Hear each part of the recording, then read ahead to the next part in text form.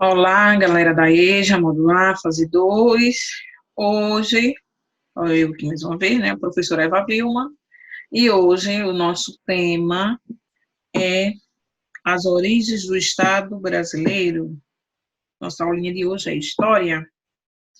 Vamos saber aí um pouquinho, né, procurar lá desde o comecinho, saber um pouquinho das nossas origens. Aí a gente vai ver aqui o slide, um pouco da explicação, um resumo, né? Porque tem lá no material de vocês, está na página 156. Vocês podem olhar lá o material, principalmente quem é do oitavo. Tem lá também, esse material foi pesquisado de lá. Quero saber também de vocês, de certa forma, que acesse lá, que vocês respondam os desafios, não só da minha matéria, mas de todas. Vá dar um likezinho lá no YouTube, no portal da secretaria, faça a sua inscrição, vejam as aulas, essa e outras, as antigas, não só de vocês, mas de todos os outros professores, tem lá do pessoal da educação infantil, tem o pessoal do Fundamental 2, então tudo é um aprendizado, isso foi pensado em vocês de passar, né, de continuar passando um pouquinho para vocês estarem aí pesquisando e não parando, não ficando, né, deixando isso se confundir, ficar, amortecer vocês. Não, bola para frente e vamos começar uma fase nova. Então, eu vou compartilhar aqui o material que fiz para vocês e depois a gente vai assistir uma videoaulazinha complementando mais um pouco o slide. Certo, pessoal? Nossa capa de entrada, jovens e adultos à procura do saber. Mais e mais e mais. História do Brasil. Não possui um marco inicial bem definido. Não obstante, tradicionalmente, existe uma datação recorrente sobre a chegada dos portugueses com Pedro Álvares Cabral, em 22 de abril de 1500. A região costeira de onde hoje é a Bahia seria esse então o descobrimento do Brasil. No entanto, cabe ressaltar que se trata da descoberta dos portugueses. Diversos grupos étnicos já habitavam o território que veio a ser o Brasil muito antes de qualquer europeu desembarcar nele. Nossos hinos, bandeiras, brasões, emblemas, palavras de ordem e tudo aquilo que nos remete à identidade nacional dizem respeito a essa construção. Ser patriota é ser adepto de um projeto de nação, que muitas das vezes diverge de outros projetos que também estão em construção. Portanto, seria mais preciso referirmos ao processo da chegada dos portugueses como a invenção do Brasil, da qual se sucederam projetos diferentes. Um breve aí resumo. Aqui temos a foto do desembarque de Pedro Álvares Cabral em 1500 por Oscar Pereira da Silva. 1902, essa pintura aí foi pintada por ele. Aí a chegada, né, dos portugueses e os índios correndo assustados. O período pré-cabralino, em 1500. Antes da chegada dos portugueses, haviam diversos grupos étnicos ocupando do território que futuramente seria chamado Brasil. O período pré-cabralino diz respeito, como o próprio nome sugere, a história que acontece, o contato desses povos separados pelo Atlântico. Durante algum tempo, era comum encontrar a denominação pré-história do Brasil, que já não é considerada adequada por grande parte dos historiadores e antropólogos. A história não passa a existir após a chegada dos portugueses, e mesmo que exista o argumento de que essa expressão preserva a noção de que a história diz respeito às fontes escritas desde os meados do século XX até os dias de hoje. A historiografia desenvolveu-se bastante tendo em vista metodologias que analisem outros tipos de fonte. No caso, está falando aí um pouquinho sobre a pré, né? Que quer dizer que o Brasil teve uma história depois dessa data aqui. Mas não, já tinha uma história, tinha pessoas, né? Os índios, os antecedentes que já existiam aqui. Então não começa daqui. Tem antes, é isso que os historiadores comentam, falam. Após 22 de abril de 1500, com a chegada dos portugueses ao território americano, essas novas terras desconhecidas não despertaram grande interesse na colônia de imediato. O Império Português estava nesse momento voltado para o comércio com as Índias, o qual, por sua vez, já estava em processo de declínio. Desde a tomada da Constantinopla pelo turco otomano em 1453, dando enfim ao Império Bizantino. Portugal, nesse momento, promovia as chamadas expedições exploradas no território sul-americano, com o objetivo de conhecer e mapear o território e estabelecer contato com os índios nativos.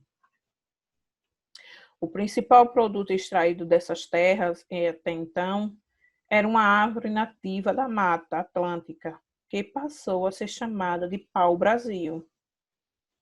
Na verdade, não tinham o nome, né? Eles denominaram, eles mesmos colocaram, porque não sabia que espécie era aquela. Como eles denominaram, foi como também colocou o nome no nosso país, Brasil. Aqui temos uma foto, uma ilustração, derrubada do pau-brasil, pintada por André Teves em 1575.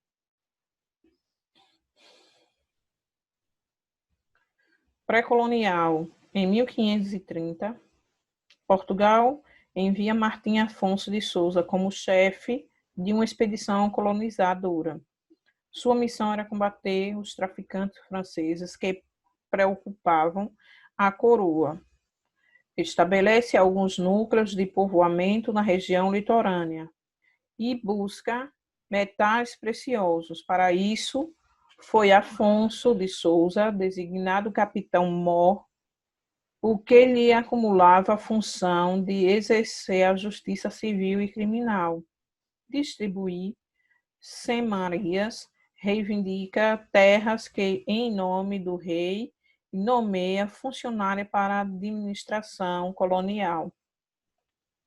Em 1532, o explorador recebeu a ordem vinda de Dom João III de implementar o sistema de capitanias hereditárias. Nesse sistema, o território recém-descoberto foi dividido em 15 lotes, que formavam 14 capitanias e eram nomeados capitães, denotários ou responsável pela administração de cada uma delas. O sistema é implementado em 1534. Nele, o próprio Martim Afonso de Souza torna-se donatário da capitania de São Vicente e até 1548. Quando surgiu o governo geral, com o objetivo de centralizar a administração colonial de todo o território. Aí está um pouquinho, né, procurando documentação, formatando e vendo quem nele ficaria escrito. Aí está um pouquinho de Martins, foi quem fez esse donatário. No período imperial, vai de 1822, com a independência do Brasil, até 1889, com a proclamação da República, e é dividido em 3 fases principais. O primeiro reinado, 1822 ao 31, o período regencial, que é de 831 a 840, e o segundo reinado, que é de 1840 a 1889.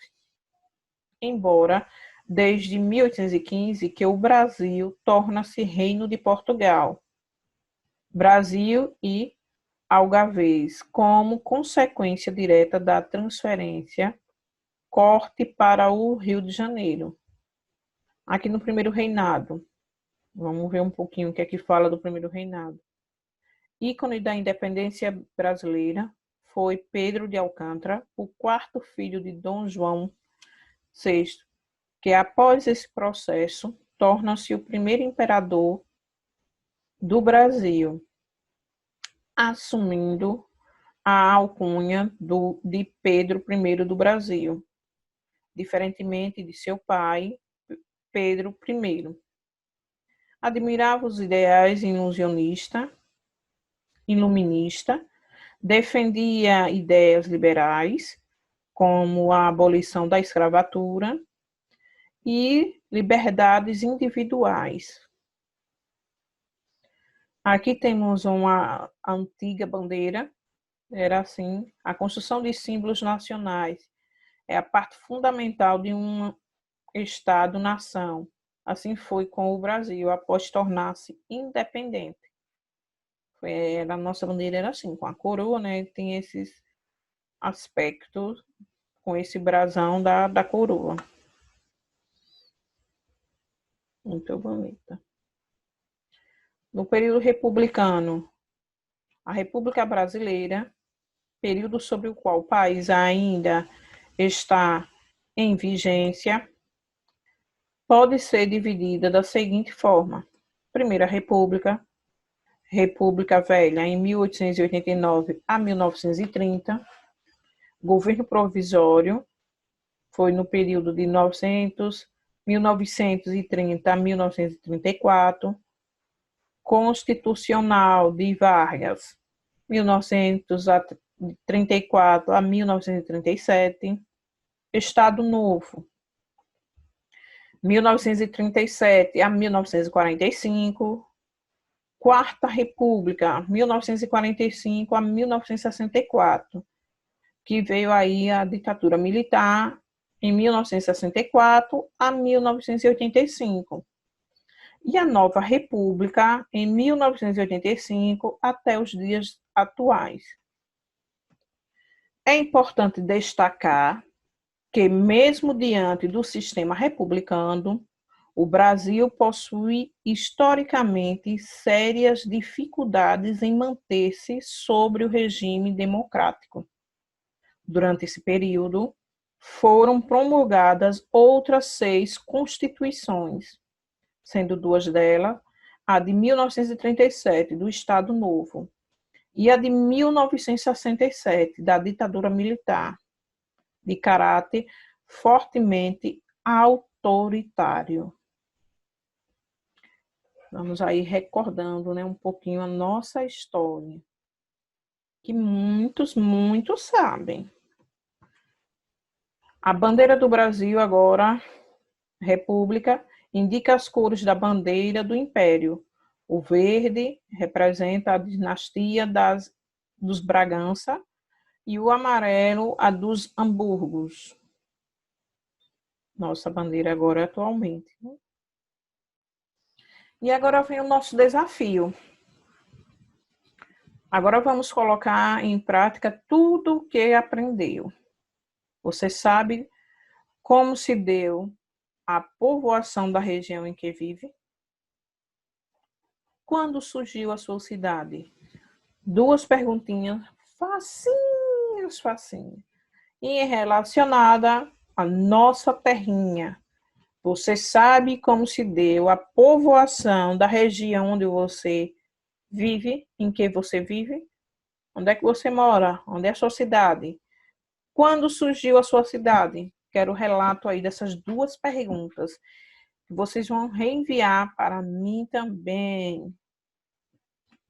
A mensagem da semana, que vocês já sabem, o mundo nas mãos daqueles que têm a coragem de sonhar e de correr o risco de viver seus sonhos. Paulo Coelho. Então, sonhe, busque, arrisque-se, porque quem não arrisca nunca consegue nada, sempre vai ficar naquele termo de ilusão. Como seria se eu tivesse feito isso? Então, sonhe muito. Aqui é o link. Até a próxima aula. Cuidem-se como os menininhos. E eu acredito no seu potencial, como diz aqui o gatinho. Certo? Fique com Deus e até a próxima aula.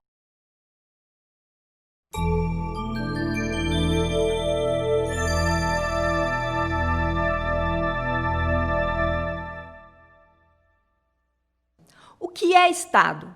Em nossa série de vídeos, já falamos sobre o que é política.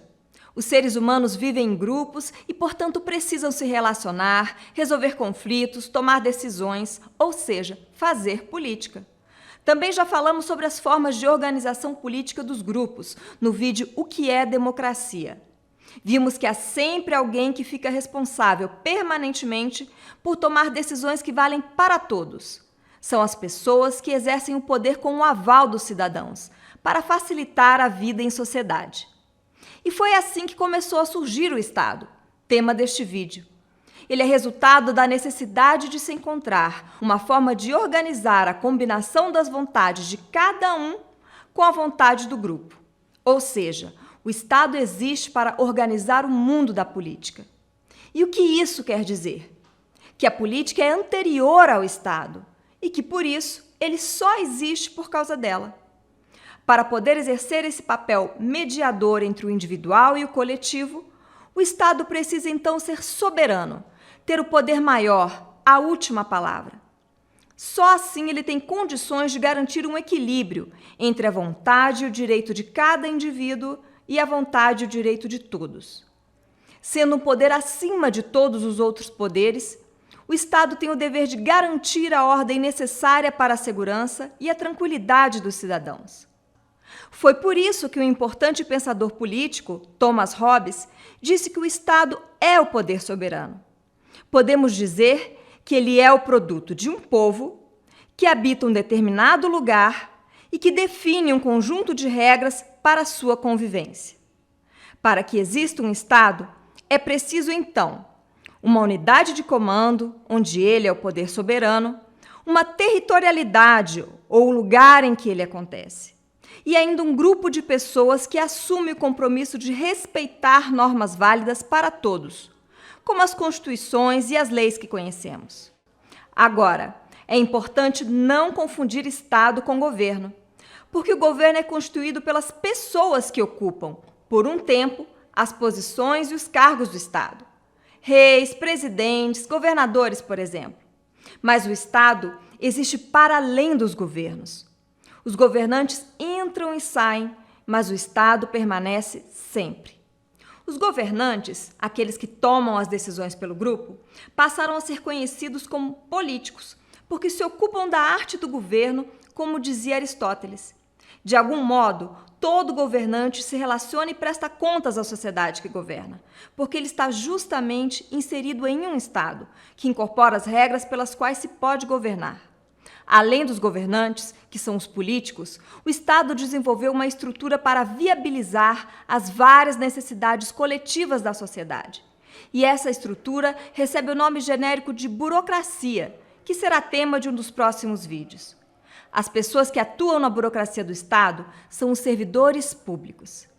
Então, como podemos resumir tudo isso ao final? O Estado é uma comunidade de pessoas que se organiza politicamente em um território definido, com leis válidas para todos os membros do grupo. Ah, e não esqueça, a direção do Estado está nas mãos dos governantes e o funcionamento do Estado se dá por meio dos órgãos e instituições públicas. Até a próxima!